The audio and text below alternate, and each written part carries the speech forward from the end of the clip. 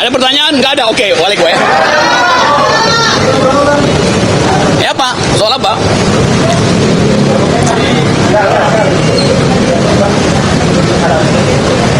Ya sebagai wakil masyarakat sipil diundang untuk menjadi penanda bahwa kabinet itu juga jadi efektif kalau ada tokoh-tokoh mantan napi. Jumur Hidayat itu mantan narapidana, tapi dia seorang intelektual. Dia belajar tentang perburuhan, ekonomi, lingkungan dari ITB. Jadi karena dia saya kenal, maka saya dampingi itu. Itu alasan saya di sini. Terus apa lagi? Dah. Ya saya ngomong dengan Seskap yang ngomong tentang ethics of care dan ethics of right. Ethics of care artinya cara secara psikologis memperlihatkan kepemimpinan melalui bahasa tubuh, bukan melalui tubuh ya, melalui bahasa tubuh gitu. Nah bahasa tubuh kita ada dua tuh, bahasa tubuh yang terucap dan bahasa tubuh yang tersembunyi. Nah saya bilang Pak Teddy ini mampu untuk memilah kapan bahasa tubuh yang terucap itu dipamerkan, kapan bahasa tubuh yang sifatnya psikologis itu disimpan untuk hal-hal yang momentum. Itu udah. Ya pokoknya ada. Sama Pak Prabowo ya saya salaman tadi, dan Pak Prabowo kan teman saya diskusi dulu dan beliau, oh Pak Rocky terima kasih hadir, dan ternyata Pak Rocky masih disiden gitu. Tapi Anda lihat wajahnya wajah bercanda, memang saya disiden. Disiden tahu artinya kan? Google kalau nggak tahu lo wartawan ya. Oke, udah cukup ya. Apa ya? Ini Kementerian Lingkungan, yang lain sudah nggak lari. Kementerian Lingkungan itu dia jadi kementerian global, bukan sekedar kementerian di Indonesia. Karena isu lingkungan itu isu global. Anda pergi kemana-mana, Anda bertemu dengan mereka akan tanya, do you speak environmental ethics? Jadi itu intinya. Dan di Indonesia ada 70 juta Gen Z yang menunggu sikap pemerintah terhadap lingkungan tuh. 2029 70 juta ini adalah tempat bertanding suara. Nah, kalau politisi tidak do not speak environmental ethics, anak-anak muda yang 70 juta ini akan menganggap berarti kalian tidak memahami kegelisahan kami. Berarti kalian tidak mau membayar utang yang kalian ambil dari kami, generasi yang akhirnya harus hidup dengan bau busuk, dengan sampah, dengan ketidakpastian kan itu. Jadi saya anggap bahwa Pak Jumhur itu mewakili kepentingan minimal 70 juta langsung anak muda. Apalagi kalau itu dihubungkan dengan keinginan untuk menjadikan environment itu sebagai sumbangan kita pada planet dunia global kan itu intinya. Jadi itu sekaligus kementerian itu kementerian yang sangat rawan untuk jadi lahan pertengkaran oligarki, politisi. Jadi saya jaminkan bahwa saya akan mensupervisi wilayah itu dari masyarakat sipil. Itu saya bukan bagian dari kabinet, tapi saya mau jaminkan bahwa masyarakat sipil akan bersama dengan Pak Jumhur, karena Jumhur aktivis, ngerti tentang kesulitan ekonomi, dia pimpinan buruh. Jadi sekali lagi Pak Jumhur itu mengerti politik. Nah kalian, saya minta supaya seringlah datang ke kantor Pak Jumhur bertengkar dengan dia soal lingkungan, karena itu soal kita semua tuh. Oke ya, salam kalau sehat. Gue naik gunung dulu ya, sip. Nanti Pak Jumhur terangkan di sini. Halo teman-teman, kita telah melihat sebuah cuplikan video yang cukup menarik kita bahas pada saat ini teman-teman. Ya teman-teman, di cuplikan video tersebut teman-teman ada beberapa komentar yang kita bacakan satu persatu di saat ini teman-teman. Nah langsung saja teman-teman.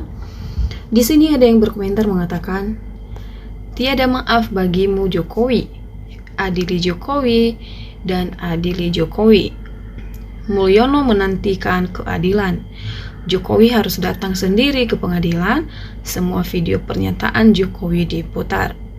Nah, buat Pak Mulyono jangan cuma omong-omong saja, tunjukkan si ijazah aslinya. Yakin saja kebohongan pasti akan diperlihatkan ya. Berikut teman-teman.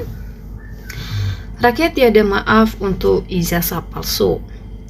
Nipu rakyat koruptor. Tingkat dunia Jokowi tukang bohong. Warisan utang Jokowi 100 tahun. Ya, kalau memang punya ijazah asli, sudah dari dulu saya yakin Jokowi nggak punya. Ya, dari mana salahnya kalau kita minta maaf sama orang? Ya, kamu yang punya ijazah palsu harus minta maaf ke seluruh rakyat Indonesia. Ya, halo cek. Kan kata anak sekolah SD presidennya omon-omon, wakilnya oon, itu benar, coba dibuktikan. Nah, berikut teman-teman. Rakyat siap untuk memaafkan. Yang penting segera tunjukkan ijazahnya, jangan diumpetin terus. Itu pun kalau keasliannya bisa dipertanggungjawabkan. Ya, komentar berikutnya teman-teman. Orang ini ngomong apa sih? Nggak jelas ujungnya pangkalnya. Kalau nggak paham kasusnya mending tidur saja bro. Ya, berikut teman-teman. Yang mau dimaafkan siapa? Ya, berikut teman-teman. Tunjukkan ijazahmu Jokowi di depan pengadilan tanpa diwakili biar dicocokkan dengan alumni UGM seangkatan Jokowi. Tahun itu dari kehutanan UGM bersama diuji forensik oleh tim independen. Ya, urusan ijazah melarikan diri. Ya, berikut teman-teman. Kenapa semua kelas mantan presiden berkelit tak ada habisnya atau pemborong? Halo, kalau ijazah Jokowi asli kenapa mahal-mahal sewa pengacara? Tinggal ijazah asli saja, selesai perkara. Kalau benar-benar punya ijazah asli, kenapa dipanggil oleh PN Solo dan gak mau hadir? Ya, manusia sudah gak punya malu lagi, cenderung gak beragama mungkin, dan nampaknya masih kuat. Ya, berikut teman-teman. Apa arti dari fitnah itu? Arti dari fitnah ialah adalah ijazah asli tapi dibilang tidak asli. Itu namanya fitnah. Tapi ijazah asli tidak kelihatan. Apakah itu fitnah? Ya, berikut teman-teman. Mereka sedang diprank dengan jebakan balas dendam. Buat Jokowi mempertanggungjawabkan sendiri dengan ijazah palsu Jokowi. Bertanggung jawab dengan hutang yang ditandatangani Jokowi selagi menjabat, dan hutang negara lunas ditanggungnya Jokowi sendiri. Ya, berikut teman-teman. Pintu gudang terbuka buat Egy. Heleh Wiwi, ojo sok seperti orang terzolimi. Kalau memang ijazahmu asli, ngapain harus di persidangan? Kan tinggal ditunjukkan saja ijazahmu itu. Ya, katanya seperti begitu ya teman-teman. Dan komentar berikutnya, hayo mau lihat ijazah Jokowi asli apa palsu? Ya, cepat ditunjukkan bos, biar rakyat bisa plong-plong asli apa palsu. Ya, pengkhianat bangsa kok diselamatkan. Coba kalau asli segera tunjukkan, jangan hanya omong-omong saja. Ya, pintu penipu. Berikut teman-teman. Ya, masih ada aja yang percaya sama ucapan Jokowi yang selalu berbohong. Dari dulu selalu ngomong mau hadir di pengadilan, tapi buktinya mana? Kenapa mau maafkan? Ijazah Jokowi nggak ada. Yang ada hanyalah fotokopi ijazah. Bodong, ijazah asli editan di kedai komputer.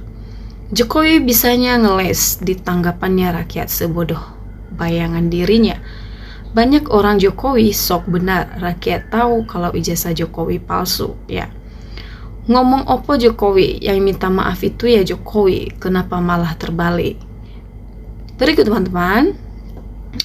Jangan-jangan bohong lagi sepertinya. Bohong yang digunakan Jokowi ibarat orang yang sedang makan kacang. Saking enaknya kacang tahu-tahu kulitnya sudah menumpuk. Begitu juga dengan kebohongan si Jokowi. Karena terlalu keenakan berbohong, akhirnya semakin mendunia kebohongan si Jokowi. Nah, berikut teman-teman. Benar Pak Jokowi, kalau ijazah Bapak asli maka Roy Suryo CS harus dipenjara. Begitu juga kalau ijazah Bapak Jokowi palsu, maka Pak Jokowi harus dihukum gantung di Monas. Ya, mungkin itu saja teman-teman video yang kita bacakan komentarnya pada hari ini teman-teman. Kita sudah tahu bahwa teman-teman kasus ijazah Pak Jokowi ini masih belum kelar ya teman-teman ya, sampai sekarang ya, udah bertahun-tahun, udah berbulan-bulan juga, bukan hanya berhari lagi. Tapi mari teman-teman kita tunggu saja informasi yang lebih jelasnya lagi, atau berita terbaru soal pembuktian ijazah Pak Jokowi ini, atau yang kita kenal mantan Presiden ke-7 Republik Indonesia yang telah menjabat 10 tahun lamanya.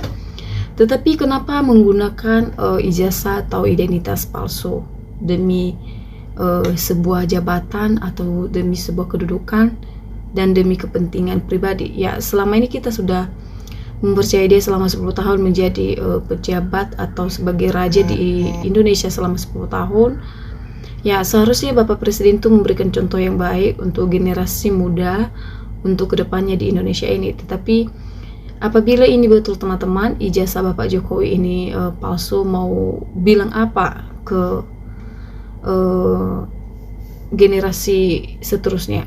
Nggak mungkin Pak Jokowi bilang jangan menggunakan ijazah palsu, sementara Pak Jokowi kalau betul-betul ijazahnya palsu, ya itu seperti apa tanggapan seterusnya.